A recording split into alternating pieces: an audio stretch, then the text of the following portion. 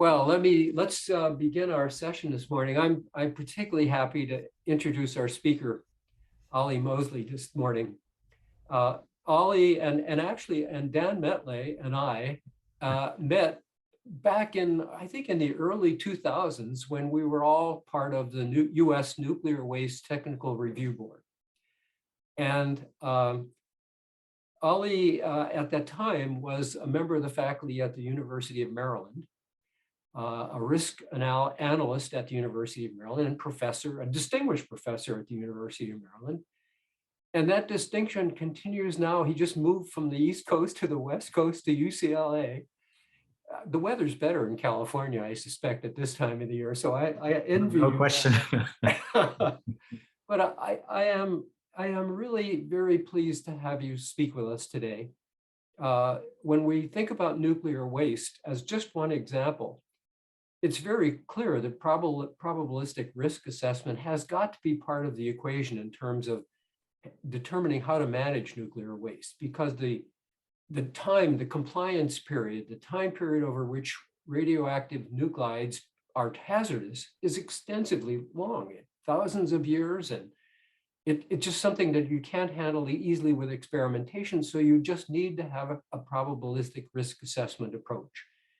And Ollie was a part of that when we served at the Nuclear Waste Board. So I'm pleased for a number of reasons to see you today. I will thank you for getting up early. I know it's 3 hours earlier in California now, so this is an early morning for you to begin your day, Ollie. But I appreciate you being here with us. And as you can tell from our earlier conversation, the Wilson Science Technology Forum is a very active and outspoken group. So you'll have a lot of questions, I suspect, as we go through the morning. Sure. The floor is yours now, Ollie. Thank you very much for joining us. Absolutely. Thank you very much for the opportunity, invitation. I'm delighted to be here. And it's not too early. So my day normally starts around 7 o'clock. So this is quite good. Good. And, so if you allow me, I try to share a screen, and I have a set of slides that yes. I prepared for the talk. And I think I found it, and I'm going to share it. Let me know if you can see. Yep, very good. Very good. Okay. So also I'm going to go to the presentation mode and hope that it doesn't cause any issue. And okay, so all right, so you still see the screen, right?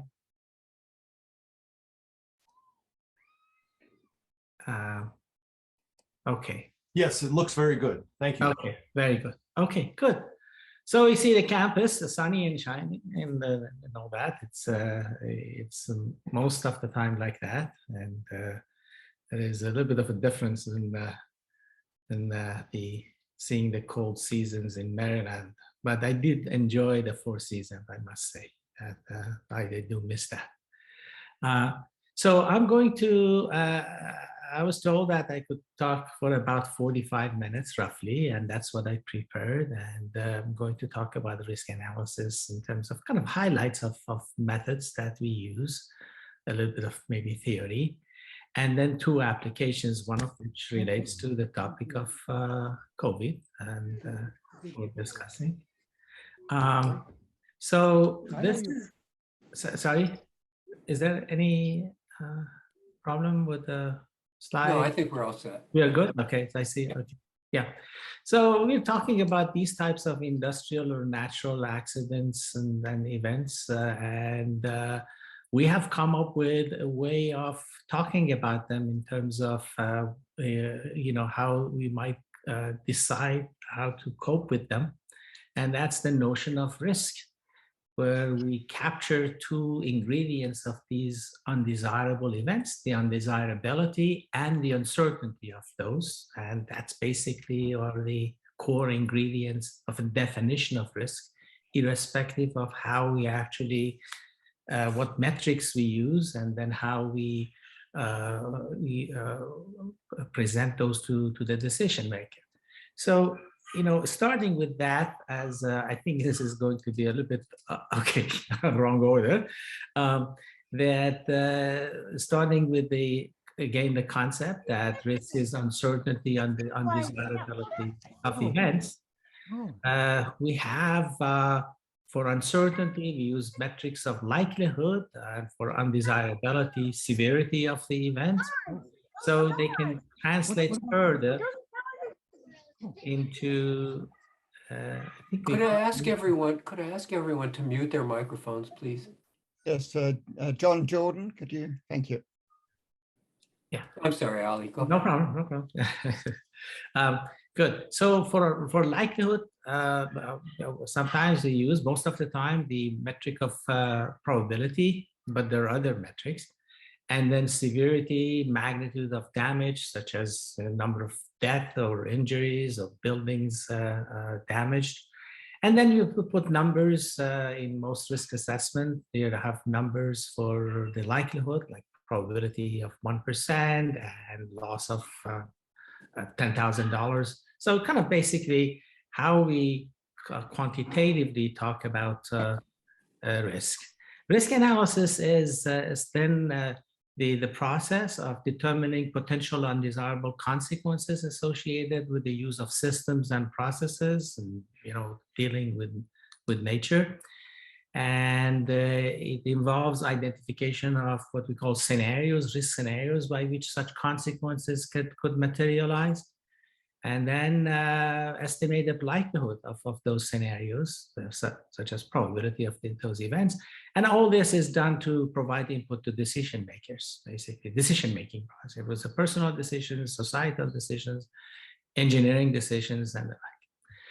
So conceptually and theoretically, ideally, we want to capture this kind of a situation where you have a system that you can characterize by this set of parameters. So I have on this plane of the parameters or things that characterize our system, and you have time. And with perfect knowledge, we would identify the trajectory of the system in time in terms of its parameters or characteristics. But that's not what we can do. In fact, talking about future always involves levels of uncertainty, even with very, very exact sciences. So instead of knowing exactly which trajectory the nature of the system is going to take, we're going to have this cone of uncertainty, the term we know from storms and prediction of the trajectory of the storms, cone of uncertainty, where at any given time, we could say, well, this scenario in the blue area was more likely than the one in the yellow area. And that's what we try to do in risk assessment, identification of the scenarios. And we have a language, like this is one example of a modeling language we use to capture the essence of these scenarios at the proper level of abstraction. And one of which is this so-called event sequence diagram modeling or event tree, where you say, for instance, there is a particular kind of a set of a model building features we use. So if I say my system has a normal domain of operation, this gray area, and something happens, it throws it off off normal. And depending on what else happens, you could either have a kind of a failure or a success or recovery, go back to normal or path of success. And so looking at this kind of a simple scenario, we could represent the start or the initiation of this of normal behavior, as we call them initiators, a starting point. And then what happens next are events that stochastically define the character of what happens next. So this is an aviation example where there is say, for instance, an engine failure, a second engine failure. Depending on what the pilot does, you can recover or crash. And then, so these blocks represent those events. And then you list all the consequences. So the plane crashes or lands safely. And you can see that basically you deal with a branching tree, and therefore, through this you identify the scenarios. Basically, the first one is a one scenario, then you have another scenario depending on the outcome of these intermediate or pivotal events. So this is an example of a variation of the same thing called event tree, where you have a list of events and then possible things that show, basically constitute the evolution of the scenario in time or in logical sequence. And depending on whether the events in question happen or not, then you branch out, and then you have a bunch of scenarios that are enumerated through the process of asking whether events happen or not. Then we take the specific scenarios and assign probabilities to each of the events, and use rules of probability to come up with the frequency or the probability of the scenario.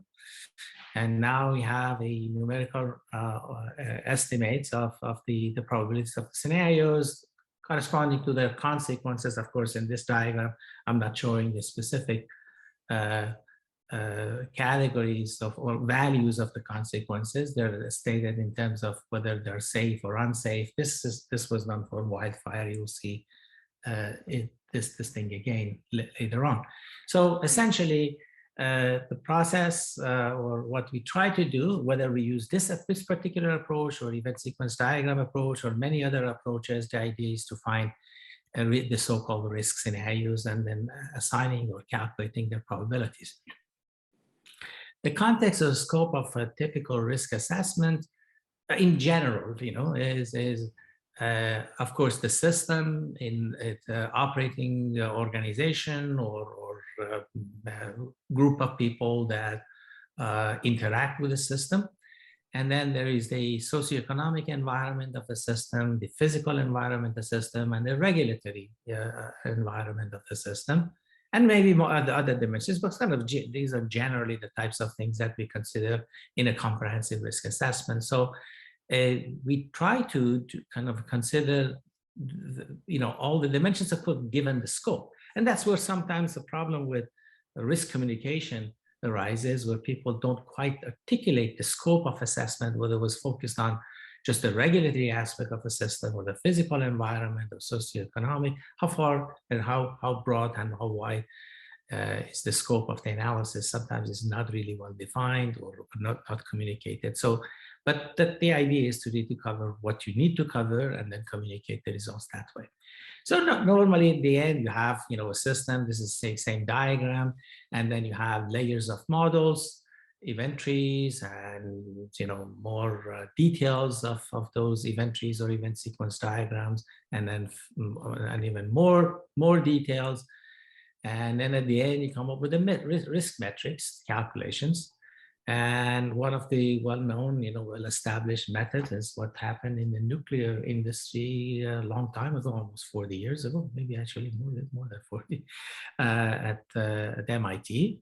And that was a reactor safety study. Norm Rasmussen led the project, where essentially the same approach was invented. In fact, and the approach that I just talked about is invented, namely the decision tree or event tree, and system states, different scenarios, associated probabilities, and details of the scenarios. For instance, if a reactor system failing, you develop what is known as fault tree or similar logic models to relate system failure to the failure of the elements of the systems. Like in a reactor, we have talk about, say, core cooling system, and the core cooling system is made of pumps and valves. So then how does the core cooling system fail if a pump fails or a valve fails? So you can put a lot of details in this high-level picture of the scenarios and quantify the basic events, probabilities, and then put them in the event tree, and then again at the end you have probability of the sequences and the end states. So how do we quantify these things? Of course, we all know that we are trying to see what the future looks like, and there's obviously uncertainty. There's the probability is the reason that uncertainty is the reason we use probability metrics, and then probabilities need to be estimated. So we said, where's the data come from? And a general notion of data in risk assessment is really information or evidence. And that could be, typical data information that we get from experiments and past history, or models. That's a source of information and data, expert judgment. And typical range of situations that we face in the risk assessment is situations often actually no data, nothing, a little bit of data, a lot of data, uncertain data, vague and partially relevant data, models, as I mentioned, and very often expert judgment, expert opinion to be used as a basis of estimating probabilities. We have an approach, a statistical or probabilistic approach is very popular in risk assessment, namely Bayesian methods and Bayesian inference, because it allows the use of subjective probability, and it provides a vehicle for inference to answer questions such as, what's the probability of a quantity X when I have this particular piece of evidence X prime? You start with an initial assessment after that probability, and then you throw in the evidence through the likelihood function. So your state of knowledge about the event of interest or probability of interest goes from one state, which is represented by, say, the green function here, sorry, the red one. And then after this operation, you get the green one, which is kind of a more informed and more up-to-date assessment. This is very popular because you can throw in any type of evidence of the range that I mentioned earlier, going from no data all the way to expert judgment or a lot of data.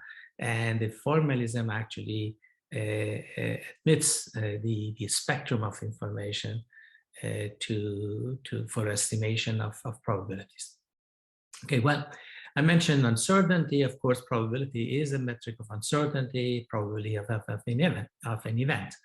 But these probabilities need to be estimated. They're subject to what you might call it kind of basically a second level or higher level of uncertainty, namely what is the degree of belief about the value of the probabilities. That's one aspect. Parameters of one model, a complex model that we have. Each of the input parameters could be uncertain with a range. And then, of course, there's two questions. One is, how do I propagate the uncertainty through the model to get the uncertainty on the risk metrics and results? That's typically done using monocolor methods and a very simple, well-established kind of area. The much more difficult one is where you have questions or doubts about the validity of the model itself. So we have the model uncertainty that we need to capture, and we have the parametric uncertainty. And those parametric uncertainties of the aleatory or real variability nature, or epistemic or knowledge-driven, knowledge limitation variation, according to at least one classification. And so when we talk about treatment of uncertainty in risk assessment, we try to, and then we normally do a good job in propagation of parametric uncertainty. The area of model uncertainty is a challenge, and it's a tough one, as we can all easily see. Validity of models. Some of these models cannot be validated in a conventional manner. So there's quite a bit of challenge in terms of providing some level of assurance that the models that we use, that the uncertainty and error in those models are captured. At the end, we get the risk model, and then the risk model will have scenarios, give us scenarios, and then where we have a number associated with each of those scenarios, we can rank them, identify the most important scenarios probabilistically, and that's the starting of the risk management, how you would actually identify the areas where additional attention or investment is needed to reduce the risk. A input to decision making, basically identifying the different scenarios I have here on this graph. I have 3 scenarios, R1, R2, and R3, with where we show the value of a loss versus the corresponding probability for 3 different scenarios. And then normally, you know, I think at least in some industries, we look at the you know, some way of defining what is the tolerable level of risk. So this red curve shows, you know, it divides the region into acceptable risk area and unacceptable risk area. Anything above it is unacceptable, anything below is acceptable. And of course, these lines could be fuzzy and uncertain and subject to a lot of debate, as we know. But once you have these, then you can decide, yep, this risk R1 is acceptable because the loss and the probability are low. This one, R3, is not. And R2 is an area where it's right on the line and looks like we need to spend more time and effort and you know, expand our knowledge, reduce our uncertainty to see where it lands. There are also qualitative ways of portraying risk, the so-called risk matrix, where you just qualitatively identify the likelihood and the severity, and high, medium, low, or even larger matrices, where then you see when anything that's high likelihood and high severity is bad, things that fall in the low likelihood and low severity are fine, and anywhere in between would be yellow. And this actually is used quite a lot in the government sector, although I think some more I think advanced, more sophisticated government agencies use what's represented here, the risk curve and the probability consequence pair of communicating risk. All right. So then I mentioned methods, a few of those that are popular, but there are also methods that go beyond that, where you start from the detailed models of the process. Say a failure occurs, you know, say in this case corrosion, for instance. From understanding corrosion mechanism, so-called physics of failure, you go to predicting, say, failure of a pipeline as a result of corrosion, estimate the corresponding probabilities, go to a system level model. And so you have a very detailed physics of failure models, detailed system models. And it's sometimes a multi-scale probabilistic simulation where you mix logic models and these detailed probabilistic probability of physics of failure or the phenomenological models to basically come up with a end-to-end multi-scale model of the risk at various levels of details. There's also a simulation approach to risk assessment, full simulation, where the risk scenarios are actually generated by computer. Once you identify the rules of behavior of the elements of your system, such as the physical process, model of the hardware in the system, or the crew or people or software of a system, and the branches and the scenarios are identified, enumerated by computer. Because of the complexity, you try to kind of basically get help from computer to look at all possible scenarios in various levels of detail. So anyway, there are kind of a range of risk tools and methods that try to provide capability to do simple analysis or more complex one. So let me, and you can interrupt me anytime, by the way, I'm just going by, you know, the flow of the slides, and I do plan to finish time. There will be time for maybe discussions. So the first case I'm going to discuss is a wildfire risk management that's done for a California Electric Power Network. Wildfire is the only natural hazard in which the intensity of the hazard increases with time. And only recently, the Congress recognizes this as classified it as a natural hazard, just like hurricanes, floods, and earthquakes. It's a big headache for Western states, particularly California. There's a kind of amazing amount of dollars and the damage that can come with wildfires. So this is an actual data from government sources, and you can see you're talking about many billions of dollars of damage, direct damage of wildfire.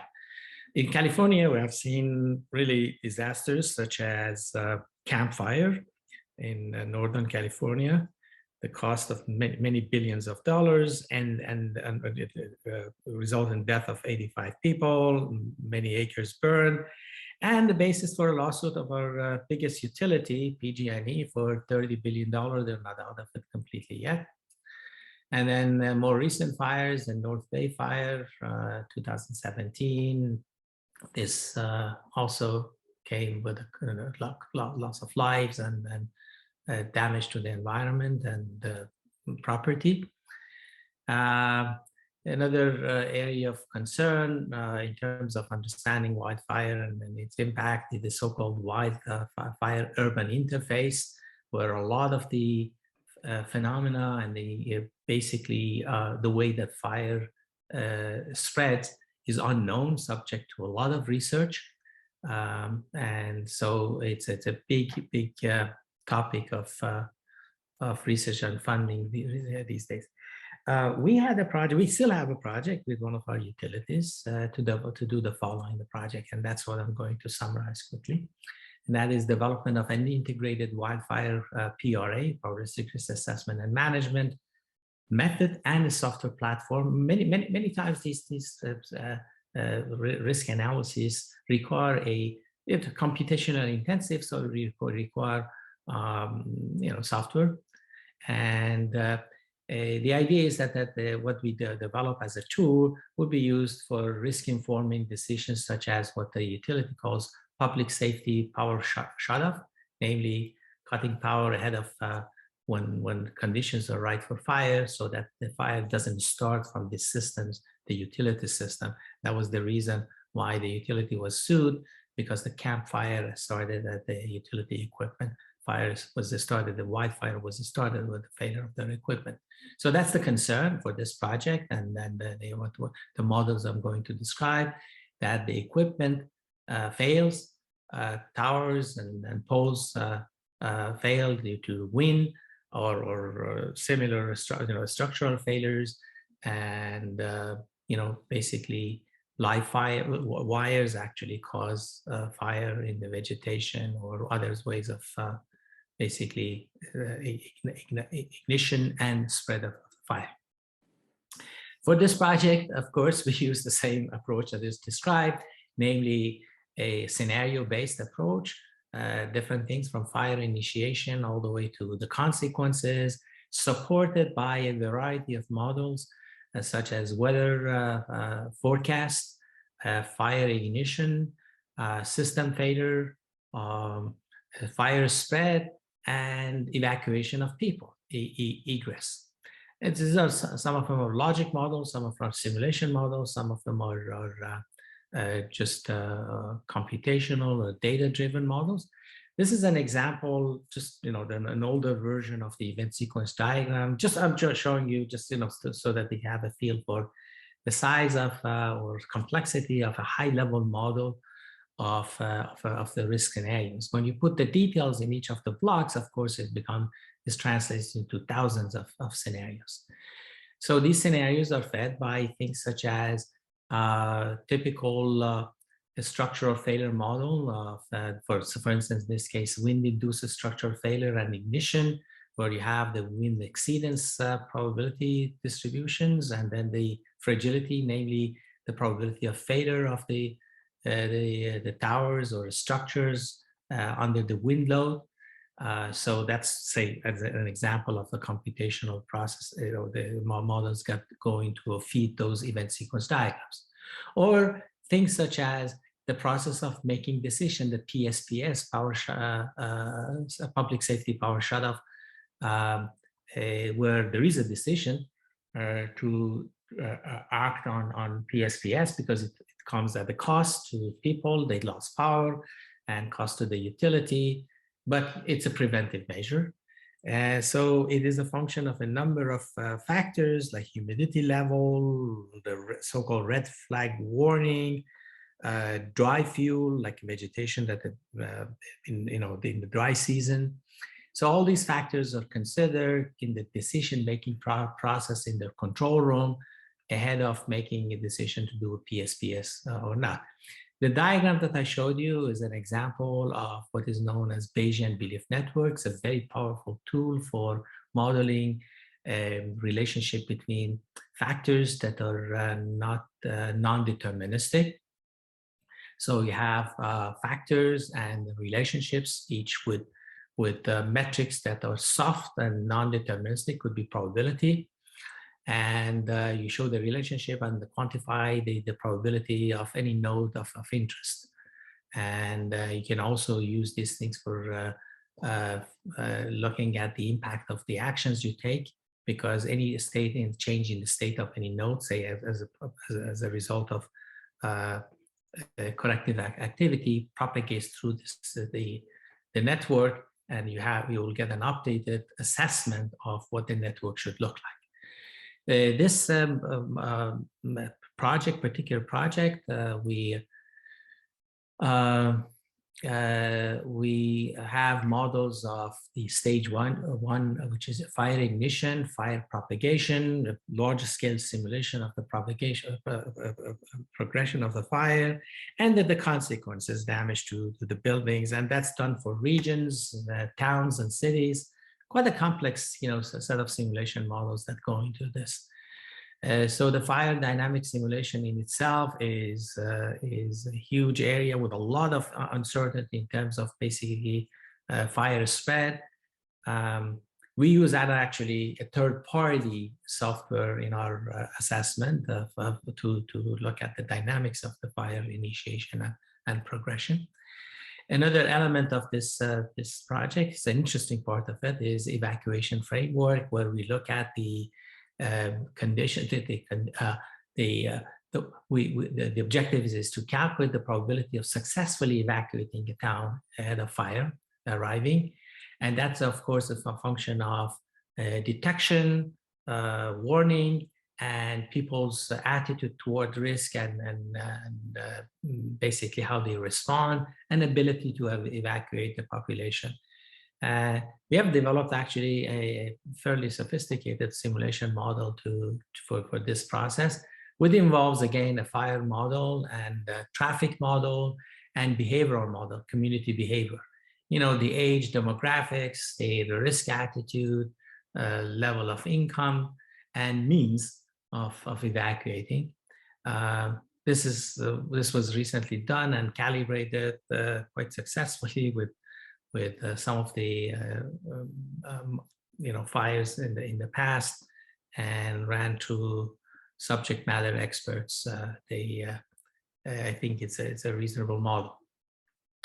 Again, going back to the framework, we take all these things and then basically string them together, and then they calculate the probabilities of different scenarios.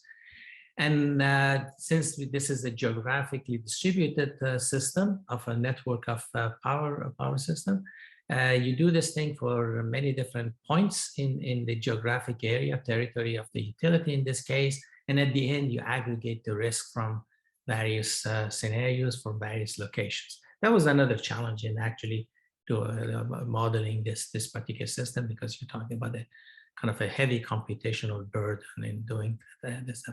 In the end, you develop the metrics for your safety on public reliability, on the network reliability, financial impact, and environmental impact.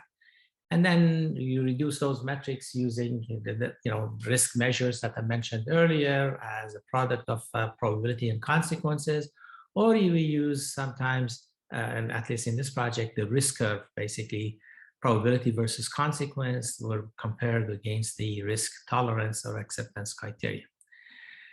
Risk mitigation. So all these things become a tool for risk mitigation, namely where you identify the most important risk contributors. For those, you have a picture of before and after based on the specific actions that you take. So you can visually see how much risk reduction you take by doing more inspection, by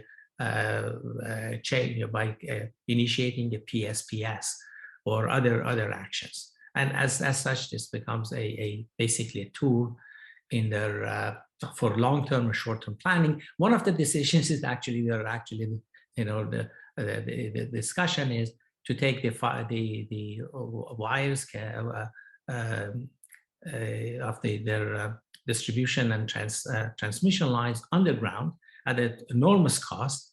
So this risk tool capability can tell them, and does that tell them actually that how much of the lines they should take on underground, and with which priority, and how much reduction in risk they are going to take or reduce. This is kind of the landing page of the software that we developed, and this shows basically the dashboard where the control room is going to use for managing the risk for the network with the risk metrics and a lot of details that, okay, so you can see that different parts of the software provide different types of information for them to basically on a daily basis manage the risk. Okay. Then in the next 10-15 minutes, I'm going to now switch to a different one, and that's COVID-19 risk-informed mitigation decision support.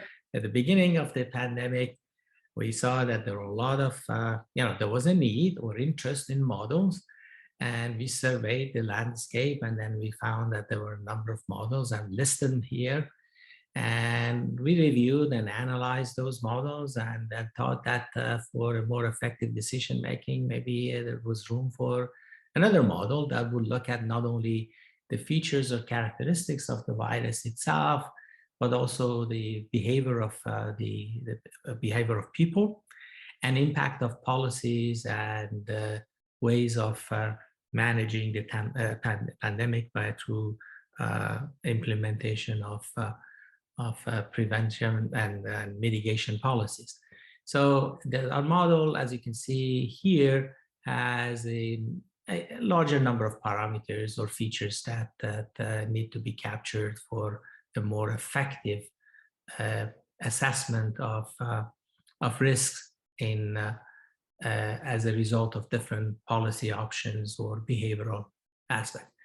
The starting point for this is basically borrowing ideas from the so-called SIR model, where basically SIR is susceptible individuals, infected individuals, and then removed individuals, removed from the, basically they've recovered or dead. And you can see that, typically there is, the more mathematical form of this thing is a set of coupled differential equations. And for each of these key characteristics, and depending on infection rate and behavior of people and availability of resources, you can parameterize and solve this differential equation and solve them to see what happens to, basically how fast the virus spreads. We followed this general concept, but our approach was a little bit different. Namely, we went to a simulation approach directly. So for any community, we follow every individual, like a city of Los Angeles County, 10 million, or Santa Monica, 100,000. So different larger or small towns or cities and communities. And we model every individual. Of course, it's a generic model of individual agents or behavior, and apply to each individual basically a set of rules and rules of behavior and constraints, policy constraints, like for instance, quarantines or isolation, and other things such as risk perception, where you live, how many people you live with. It's kind of a very large scale simulation. And then at different time steps, we follow basically the individuals and then see what happens in the next time step. And this continues until we cover everybody over a number of time steps to project into the future. And this is slides, you don't need to kind of see what the details mean here or said. Just an example of the type of input or parameters that we use: population size, density, availability of resources, hospitals, vaccination policies and availability. At that point, we didn't have vaccines when we started, like April of 2020. And we're trying to see how the disease spreads, and then also basically what would be the impact of a potential vaccine. Then the model structure, as I mentioned, it basically calculates each person's current state and changes every day, and then probability of infection, an infected person infecting other people because of his or her behavior, probability of being hospitalized because of lack of resources or the severity of the person's condition. All these are often actually through a Bayesian network of the type that I mentioned earlier. So I'm going to just basically quickly show the actual models that are parameterized. Here is the behavioral aspect of the spread, such as, well, basically a travel mode of an individual to and from work. Whether they have symptoms or not, in terms of perception, media exposure, how often do you see this thing on the news and how it affects you, time since the beginning of the quarantine or the duration of it, and other factors that are behavioral, income, region, type and gender, age, etc., etc. Same thing regarding intervention methods, the availability of testing, treatment, and chances of recovery and hospitalization, hospital resources and beds.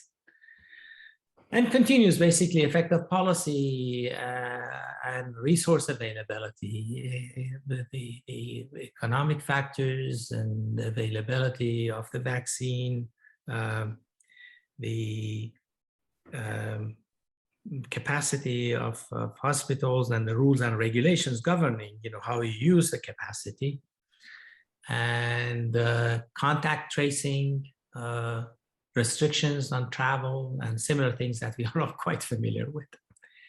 Then, of course, the big challenge of any risk assessment, again, parameterization, what kind of parameters you need and how you quantify them. As you can imagine, we had a number of factors that are known, given, empirical, and from social sciences, from also medical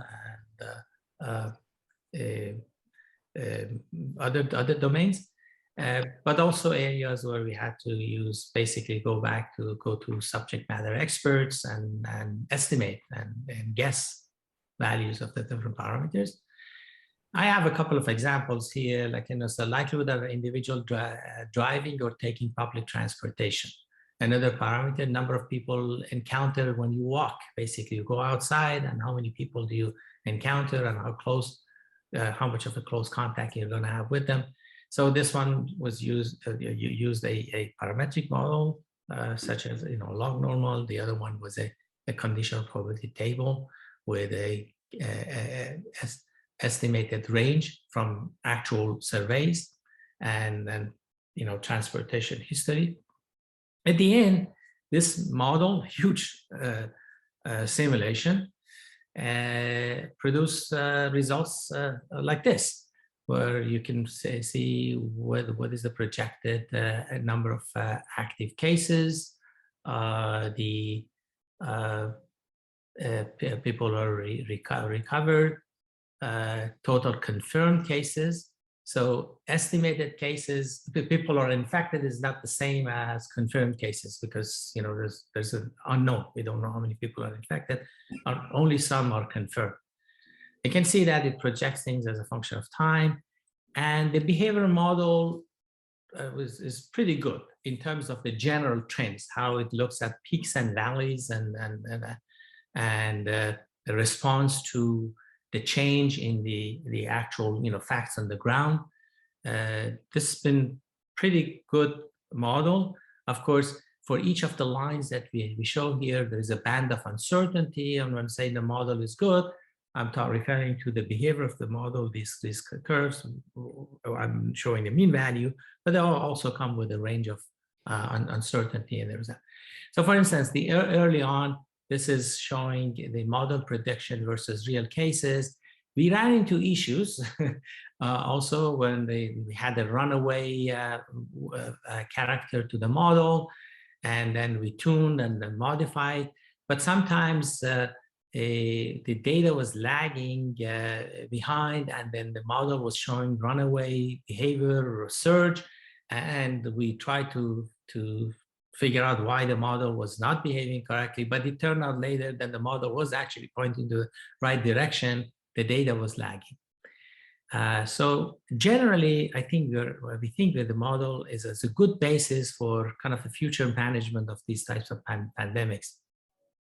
And it, as I said earlier, that would predict actually the waves and rounds based on the behavioral changes. For instance, if we ended the restrictions on movement and all that, what kind of a surge we're going to see.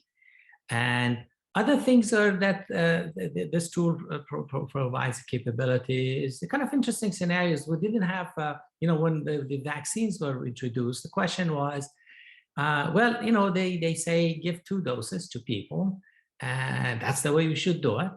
And we said, okay, well, what if you give 1 dose to everybody?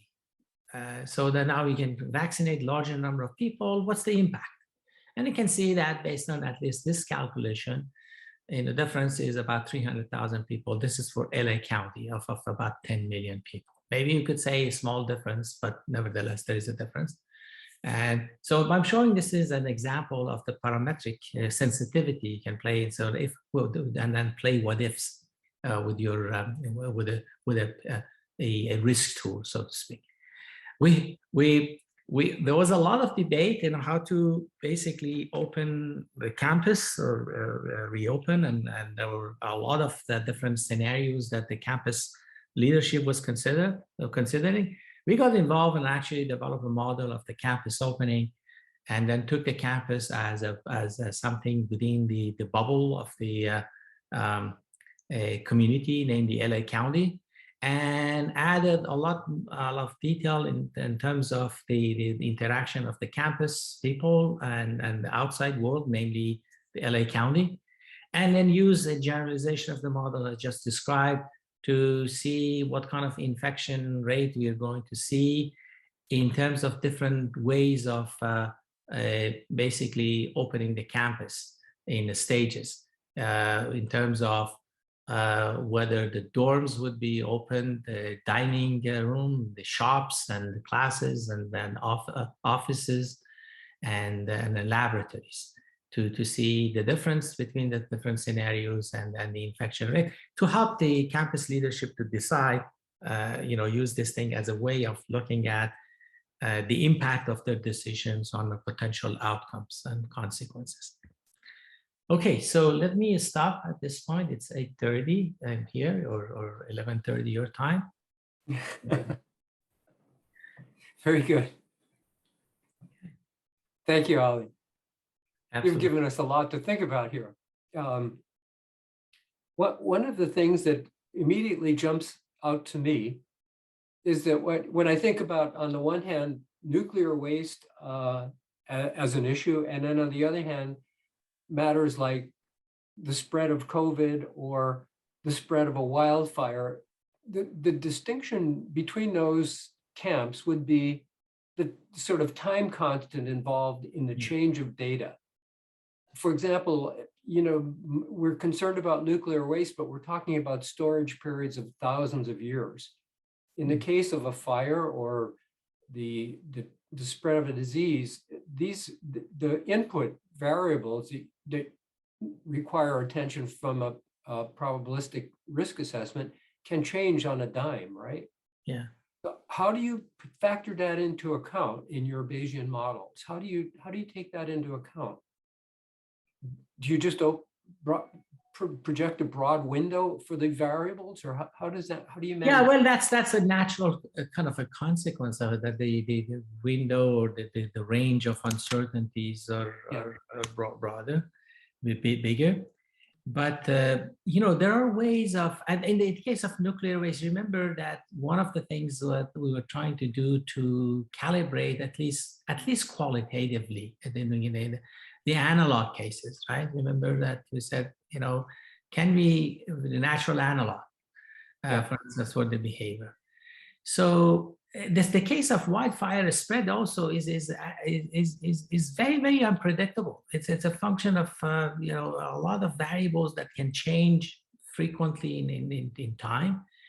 So understanding where a fire may end up and what areas it will affect it is a very complex and very, very uncertain process, because of our understanding the rapid change in the variables and the parameters and the physical things, but also our understanding of how these things interact and progress. So there are differences with things that are kind of a long, short time horizon and availability of information and a long time, but to a large extent, they share some of the same challenges, and you try to bring evidence, anecdotal evidence. For instance, in the case of evacuation from the egress model I mentioned, we have this simulation that runs, we have individual model of individuals in a town, their risk perception and risk tolerance and all that, and the fire is approaching, very complex simulation. At the end, I said, do I get anything that makes sense out of this thing with that complexity? And it turns out that actually with a few steps in terms of identifying critical parameters, you could bracket the answer in a reasonable way. We were surprised ourselves, and also people, about 7 experts on their part, people who have been fighting these fires and managing these fires, community evacuation, that if the objective is to come up with the order of magnitude results in terms of, then they were quite happy with what we were able to produce. Is it more like a 20% people responding or 80%? If you try to fine tune these things, it's hopeless. I don't think that any of us would claim that we can be kind of a very precise about it. It's a high level decision aid in terms of rank ordering. It maybe the actual magnitude of risk or scenario probabilities are not correct, but the idea and the hope is that the relative ranking, if it applies whether it's a long time horizon or short time horizon. Yeah, I was just, who was it? I apologize if I answered. Daniel Metley raised a question about people's risk perceptions. And I think he's referring to something like the Bernoulli utility background, if you will. Different stakeholders have different risk perceptions. So if you're a house owner next to a fire, you're going to have a much higher perception of risk and cost than if you're someone who lives in a city and will suffer an electrical outage. So I guess the question is, how do you deal with such a wide variety of risk? I think you sort of hinted at that. That's number one question. The other problem that I have is mitigation and or maintainability, because as systems keep failing, the rate at which they fail basically means you need more and more resources to be able to mitigate the problem that you're facing. And at some point, I've done some calculations myself on this, that you have to limit the size of a system, because as it gets so big, you wind up having runaway failure.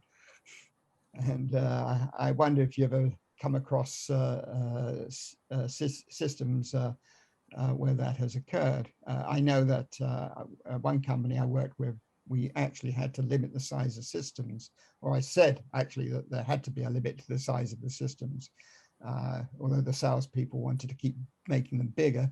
But at some point, the risk becomes way too big, and the likelihood of failure, even after maintenance, is just too high.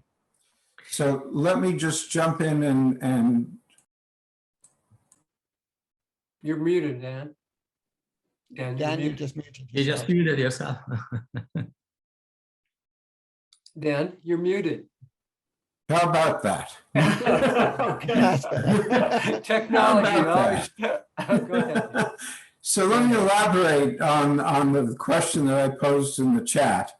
And that is that the notion that risk equals probability times consequence is one which we're all familiar with. And certainly within the technical community, it's well accepted, and we develop a lot of very sweet approaches to measuring risk and analyzing risk. But from the public's point of view, risk is something different than probability times consequences. That it is seen as a multidimensional concept in which consequences provide one dimension, but affect such as fear or unknown, etc., there's a wide literature on this, shape people's understanding of risk. And so when a regulator or a developer comes to the public with these very sophisticated, and I have no doubt, very technically reliable approaches, the first question is, I don't believe that risk is probability times consequence. And so maybe as a matter of communication, maybe as a matter of expanding the scope of the risk assessment to accommodate the multidimensionality that people see about risk. So that was what I was trying inelegantly in the chat to pass on. Can I react to what you just said, and then we go back to Eddie's question? So Dan, I'm sure you saw my first slide. It said probability and consequence, not times, right? And so that's one of the first things that we realized many years back, that the product is actually sometimes misleading index or metric of risk in terms of high probability, low consequence versus low probability, high consequence situations that will give you the same, point estimate or average risk.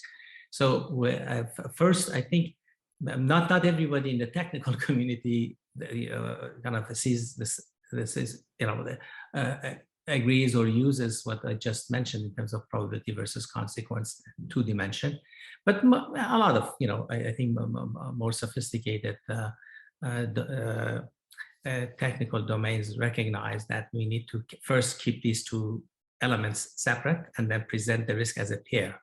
But the other thing that is very important, I think you're pointing to, is that it's just not the probability and the consequence and full stop. It's perceived probability and perceived consequence.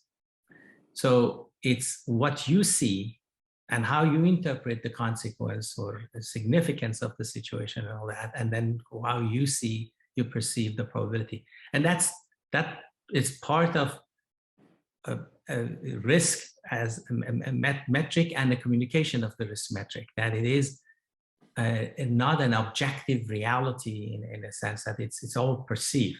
But of course, the basis for input to those are the types of things that we try to do. So kind of how objective can you make it so that you and I agree on, yeah, that's the probability of the event or the consequence. But it is, in fact, it's wrapped under this perceived likelihood and perceived consequence. How are you measured?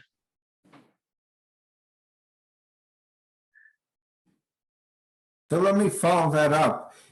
In your calculations, how do you handle the perceivedness of both probability and consequences? Now, so this is okay. It's interesting. Even the case of fire, like the wildfire, where we said it looks like we have objective measures, safety versus acres burned and impact on buildings and all that. At the end, the utility has to have a composite index that will take to the CPU, the Public Utility Commission, to say, well, this is the level of risk and how we manage. Which means they need to have a weighted mixture of safety impact, lives lost, and dollars lost, and the acres burned. And the mixture, first, these are different scales, different, as you know, different animals altogether, and then you have to also put the weight on each of these categories. And so we provided the capability of a tool or metrics, and we take it to the leadership of the companies that put your weight, it's your risk, and you're communicating with that. So that would be the way I would have. When I asked, I said, well, let's do this risk assessment. I'm going to see what the person, basically stakeholder, sees as the consequence, and we use that as a measure. The problem becomes now is that when you have different stakeholders that have distinctly different views of the same thing, and that's where I stop, because that's kind of a different domain of managing risk in terms of deliberations and discussions and compromises and democratic versus non-democratic ways of managing risk. But this is not the domain that I feel comfortable with. Yeah, that's where some areas like multi-criteria decision analysis comes in, and I've done a lot of work in that area. Yeah. So your question about the complexity of the system and all that, often we use, in fact, one of the tools we develop, and in fact the one for wildfire is the same, is for asset management.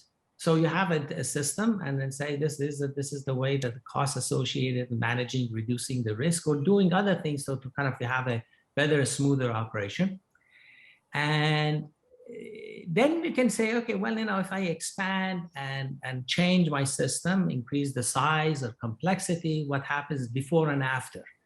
These types of models enable us to basically do a more objective comparison and be part of that debate, whether we expand, okay, at what point do you have now the tipping point where, say, the suboptimal point in terms of what is the cost of maintaining a system at a safe level and the benefits you get from that. The model enables us, at least, that's one way of, bringing some objectivity into that debate, as we did actually a long time ago for the FAA. FAA was fighting the industry on a number of fronts, including inspection rules and frequency and all that. And it was all based on, this is a regulation, we're gonna do it, they're gonna change the regulation, and the industry would fight them back. In the end, we got involved, and we said, okay, well, let's develop a model of the aviation system. It's the way it works and it fails and all that. And both sides bring their perspective on that, as to basically, whether the risks and benefits of applying this approach or that approach to inspection. So we created a language, and while it may not be kind of a perfect model in terms of actually portraying or calculating the exact risk, but it became a communication tool, effectively, for them to decide basically how to bring new rules or regulations and negotiate it with a utility. The same thing applies to, system design and expansion or system modification. In fact, that's what NRC, the Nuclear Regulatory Commission, does. Basically, it's a risk-informed way of looking at what the utility companies bring to the NRC in terms of changes, modifications, or new designs. They say they kind of look at the risk, and then they have the acceptance of criteria. They don't look at the benefits in terms of economic benefits, but at least in the debate or discussion, of course, the utility side is looking at what they gain, and the NRC is looking at kind of the risk perspective. And so these models enable them to kind of do that type of negotiation. Go ahead. Go ahead, Bridge. I did quite a bit of risk analysis for agencies within the Department of Homeland Security, in particular TSA and the U.S. Coast Guard. Yeah. What we did in our models was we actually instrumented the model with an output for essentially cumulative return on investment. So in other words, what kind of bang for your buck do you get for a counterterrorism risk reduction measure? And what's important is how does it. Rich, I think we've got some sort of issue. We're losing you. Oh, sorry. We missed probably the last couple of comments you made. Can you hear me now? Yeah. Yeah. Okay. Oh, okay. So basically the idea is you get an intuitive bang for your buck calculation of how much risk you're actually reducing, but it's over time. So in other words, some risk measures can be put in place relatively quickly, while measures like increasing security at airports across the country take a longer time frame to put in place. So one of the factors that you give decision makers is the timeliness of your ability to reduce risk. That's also very important when you're dealing in the case of terrorism, because you have adaptive adversaries, right? So they're going to adapt to the measures that you put in place, and you need to have a very dynamic.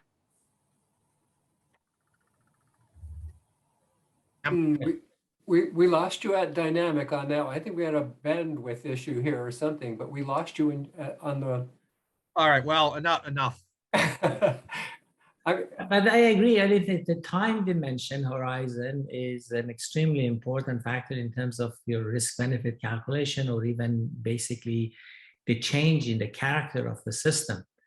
And you mentioned case of cybersecurity or terrorism.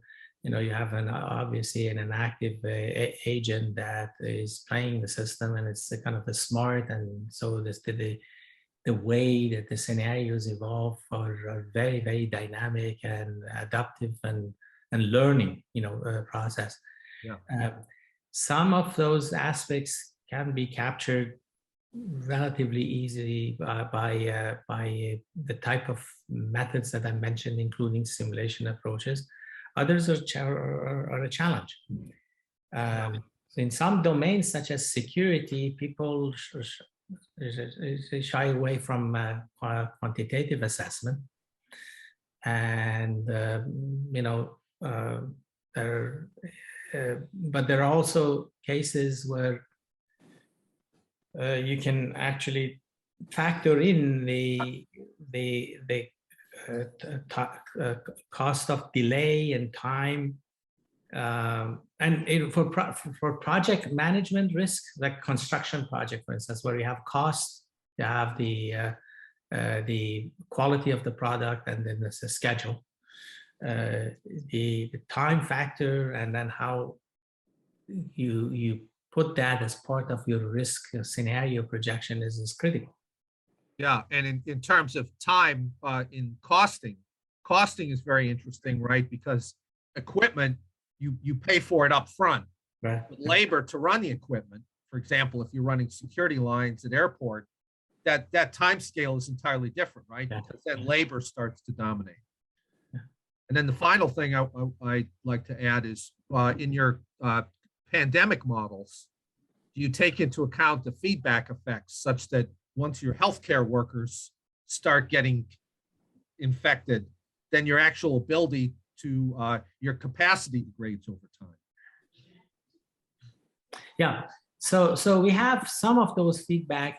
One thing that I'm sure you all appreciate is how much detail do you put in a model, and then where do you get to kind of a point where instead of getting value out of the details and the parameters, you're actually causing an increased uncertainty, instability, and unreliability of the model.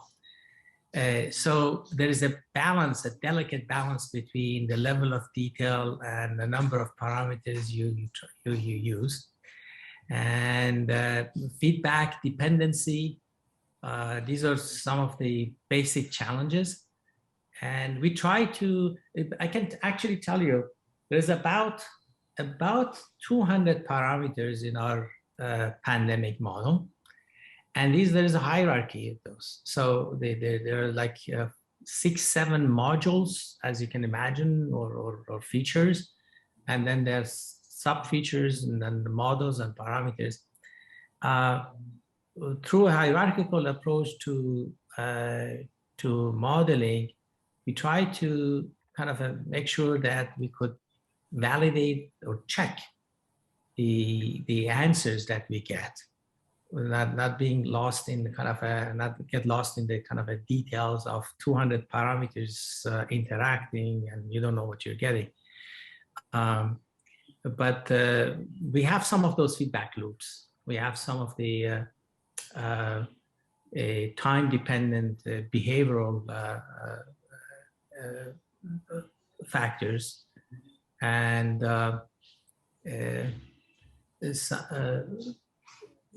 the feedback loops are not through the Bayesian belief network. They're all through the basically running for each of the individuals that we follow in our pandemic model.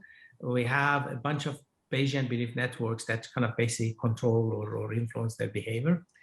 The feedback loops are on basically from one time step to another time step in terms of basically the more macro level model. And the feedbacks happen during the simulation of individual behavior and not inside the BBNs.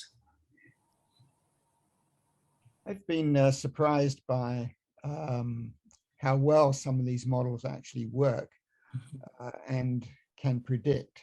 But I'm just wondering, how does your modeling approach compare, say, to AI approaches? Are there differences both in results and in the approach themselves? Or do you kind of consider your Bayesian network a kind of an AI? I think let me put it in the context of, say, for the pandemic model as an example, COVID.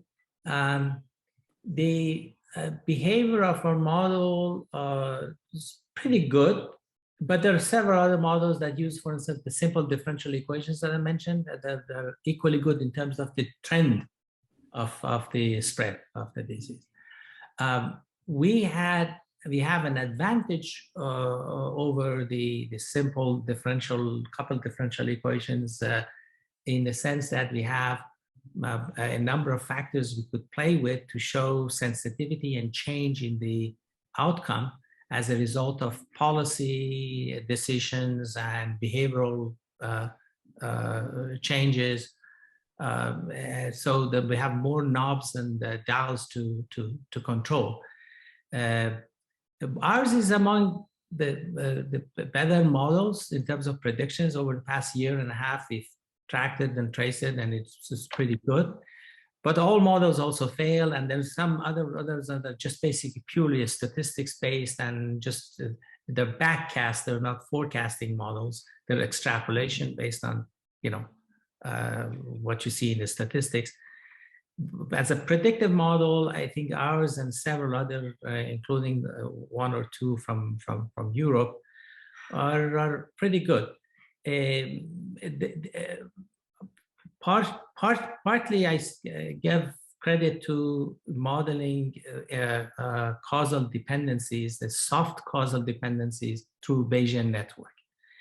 And Bayesian networks are also at the base, is one of the key things people use in data analytics these days as a model-based machine learning environment.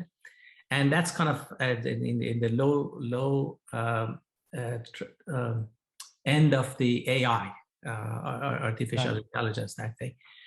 That's as far as we've gone. I think I'm not going to make any claim that we can take it beyond where we are. But I think in terms of mixing this with machine learning, it's quite a powerful tool to model causality.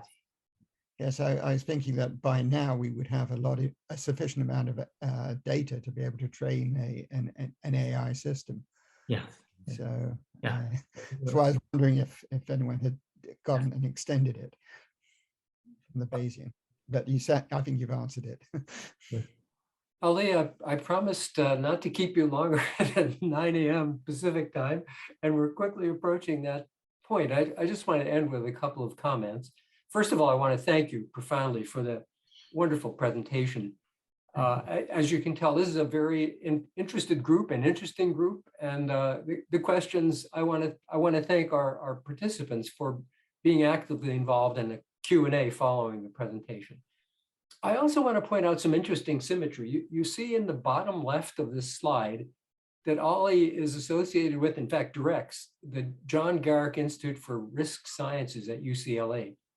And the interesting symmetry here is that when Ali and Dan and I were associated with the Nuclear Waste Technical Review Board, John Garrick was the chairman of the board.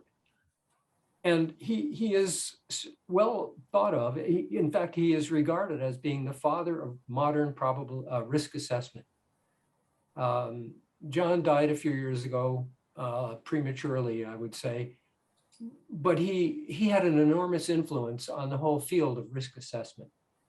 And I'm indebted to him for not only introducing me to guys like Ali Mosleh and Dan Metley, but for the whole concept of risk assessment that he's introduced into my thinking and into the broad engineering community. It's really quite a remarkable accomplishment and something that I think we should all recognize. So Ali, I thank you for carrying the Garrick flag this morning and joining us, and hope everyone has a good day. Finally, Neil, I just want you to know that we're all thinking about you, and we hope you will take care. Thanks, everybody. Thank you very much. Thank you. Yeah. Thank you. Bye-bye. Thank you. Take care. Bye. Bye-bye.